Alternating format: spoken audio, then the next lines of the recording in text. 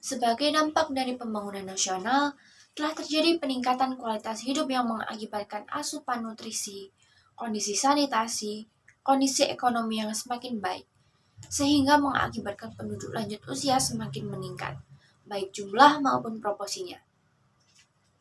Fenomena ini dapat membawa dampak positif maupun juga membawa dampak negatif. Karena lansia merupakan penduduk yang paling rentan karena ketidakstabilan finansial, kesehatan, serta membutuhkan pendamping atau caregiver untuk membantu dalam kegiatan sehari-harinya. Berdasarkan data dari kegiatan Susenas pada bulan Maret 2021, sekitar 2 dari 5 lansia memiliki keluhan kesehatan dan 1 di antaranya mengalami sakit.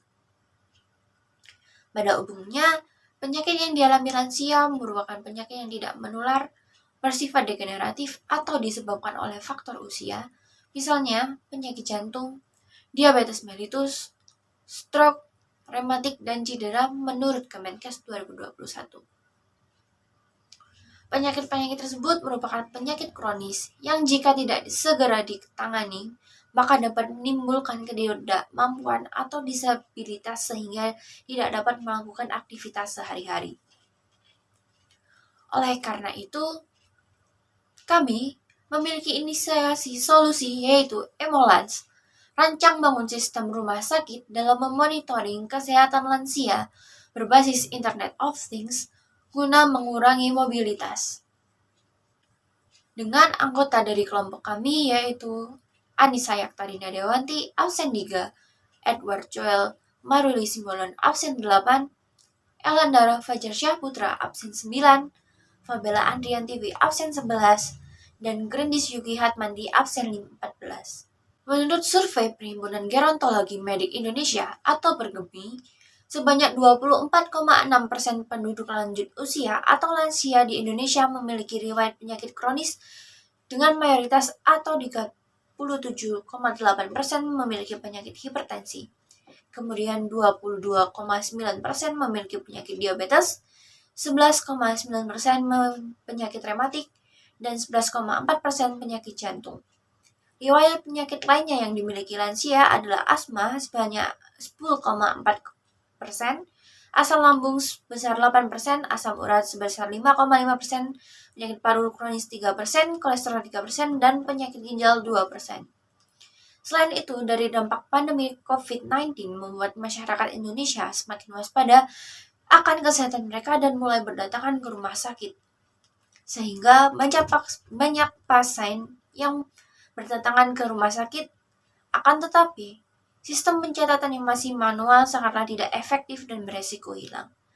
Dalam hal ini, peran fasilitas umum, baik klinik maupun rumah sakit umum daerah sangatlah penting dalam menangani pasien lanjut usia.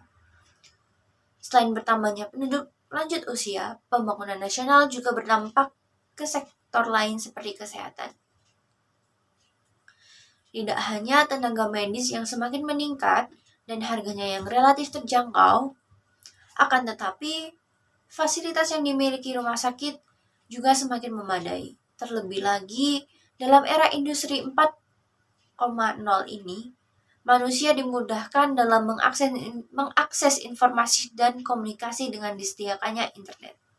Perkenalkan, nama saya Fabela Andriantiwi. Saya di sini akan menjelaskan tentang tujuan, manfaat, serta penelitian terdahulu.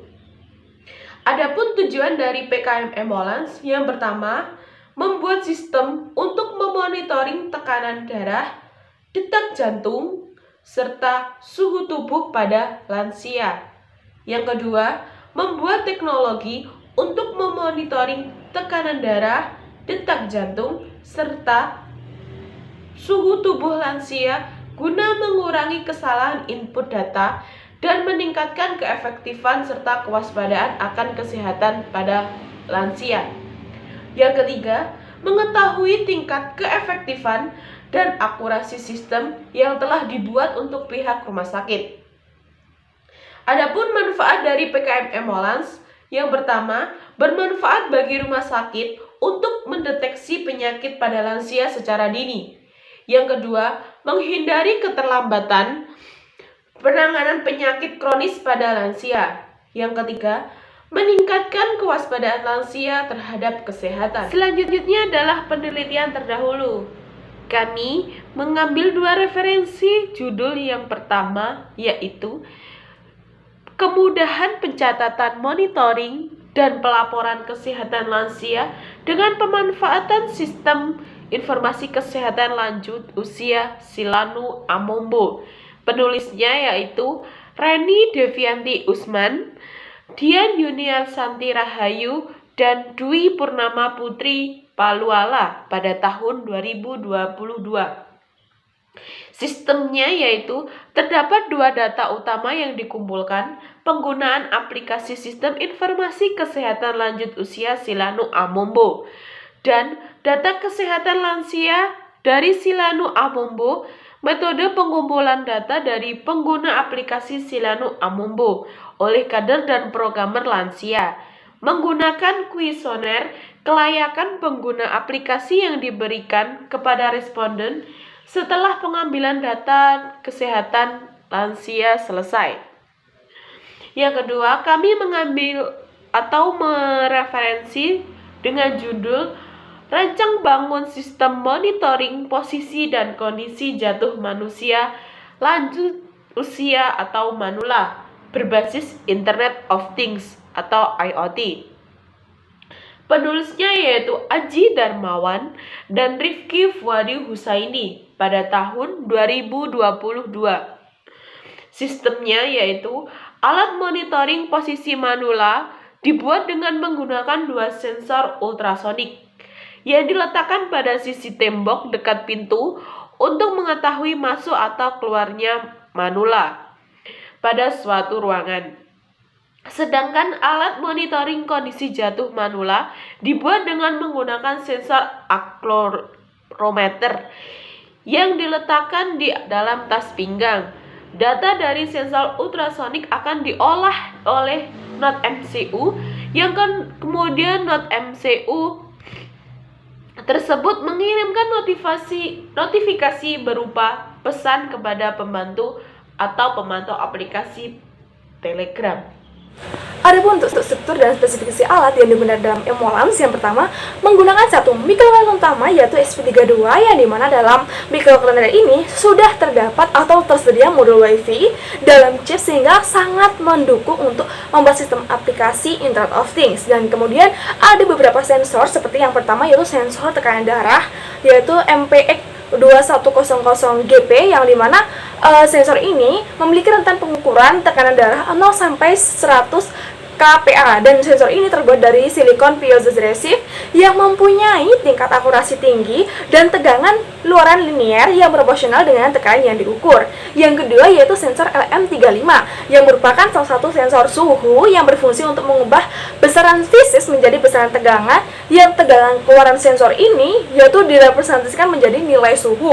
Jadi untuk sensor LM35 ini mengukur suhu di lansianya. Dan kemudian yang ketiga yaitu sensor Max 30102 merupakan pulse oximeter berupa modul sensor yang bekerja menggunakan prinsip photopolymorphic seismography atau PPG yang digunakan untuk memonitoring kadar oksigen dalam darah atau SP02 dan serta detak jantung per menit atau BPM, dan ini digunakan untuk mengatur tekanan darah atau kadar oksigen di lansianya. Jadi untuk Emolams ini terdapat 3 sensor dan 1 microcontroller utama, dan nantinya sensor-sensor ini setelah hasil pembacaannya yaitu akan dikirimkan ke controller yaitu SP32 yang berperan dalam mengatur sensor, dan setelah itu hasil sensor-sensor tersebut dikirimkan ke Firebase dan sebagai database yang menampung data-data sensor, dan terakhir diteruskan ke aplikasi smartphone melalui internet. Randara Fajar Putra akan menjelaskan mengenai tahapan pelaksanaan. Bisa dilihat tahapan pelaksanaan pada diagram berikut. Ini yang pertama itu dimulai, lalu melakukan studi dan research, lalu pembuatan proposal dan administrasi, dilanjutkan dengan merancang desain, lalu jika sudah desain sesuai, dilanjutkan dengan persiapan alat dan bahan. Selanjutnya, pembuatan hardware dan software, lalu diuji coba. Setelah uji coba sesuai, lalu akan ada pengambilan data. Setelah itu pembahasan dan evaluasi, lalu pembuatan laporan, jika sudah pembuatan artikel, dan selesai. Tahapan pelaksanaan dilakukan secara urut berdasarkan diagram alir di atas. Pada tahap studi literatur sampai dengan perancangan desain bisa dilakukan dan dikoordinasikan dengan secara daring atau tidak bertatap muka langsung. Sedangkan mulai proses persiapan alat dan bahan sampai selesai dilakukan secara luring atau langsung dengan tetap memperhatikan protokol kesehatan yang ada. Setiap selesai melakukan uji coba, dilakukan evaluasi dan dicari solusi untuk memperbaiki permasalahan yang ada. Untuk bahan-bahannya di sini ada microcontroller SP32 satu buah, sensor detak jantung satu buah, sensor suhu satu buah, sensor tekanan darah satu buah. Ya, itu aja. Untuk data flow diagram, nah, di sini menggunakan Raspberry Pi ESP32.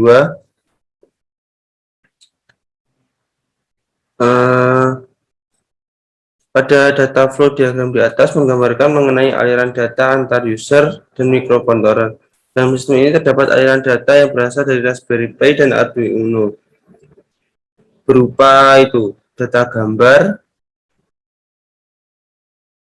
data detak jantung itu untuk memonitoring detak jantung, data suhu untuk memonitoring suhu lansia, data tekanan darah untuk memonitoring tekanan darah lansia. Lalu data yang tadi itu data yang berupa suara yang dikirimkan menuju pengguna yaitu orang tua. Sekian penjelasan dari saya, terima kasih. Baik, saya akan menjelaskan konsep dan desain alat dari Emolans. Dapat dilihat, kami memiliki desain mekanik seperti berikut. Ada tampak depan, tampak samping, maupun tampak dari dalam. Dari dalam ini dapat dilihat terdapat alat-alat yang di bawah itu ada microcontroller yang kita pakai ada itu ESP32, lalu di atasnya itu terdapat 3 alat yang kita gunakan. Itu ada alatnya, ada sensornya itu ada sensor detak jantung, sensor suhu, dan sensor tekanan darah. Dari yang kiri itu sensor suhu digunakan untuk mengetahui suhu dari lansia tersebut. Lalu selanjutnya ada sensor detak jantung yang digunakan untuk dapat mendeteksi detak jantung dari lansia tersebut. Lalu ada sensor tekanan darah yang digunakan untuk mengetes dan mendeteksi tekanan darah.